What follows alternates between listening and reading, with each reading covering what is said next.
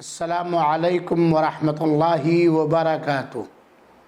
الحمدللہ والصلاة والسلام علی رسول اللہ وعلی آلہ واصحابہ وازواجہ ومن والاہ، اما بعد۔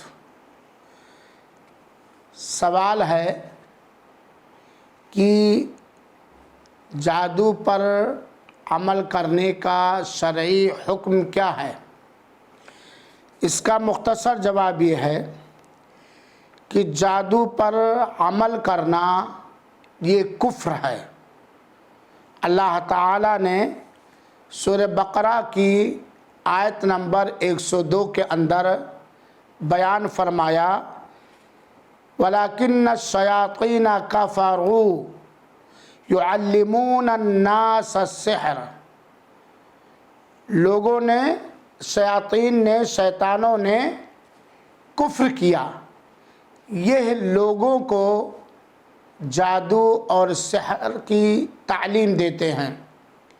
اور صحیح مسلم کی روایت ہے، اللہ کے رسول اکرم صلی اللہ علیہ وآلہ وسلم نے فرمایا، اجتنبوا السبع الموبقات الشرک باللہ والسحر۔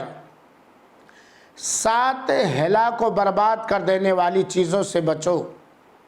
نمبر 1 شرک، اور نمبر 2 جادو۔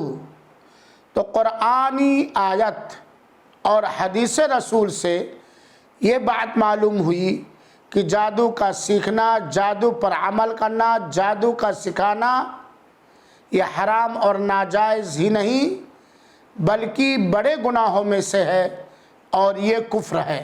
اللہ تعالی ہم سب کو جادو اور اس کی خباثتوں سے محفوظ رکھے، آمین۔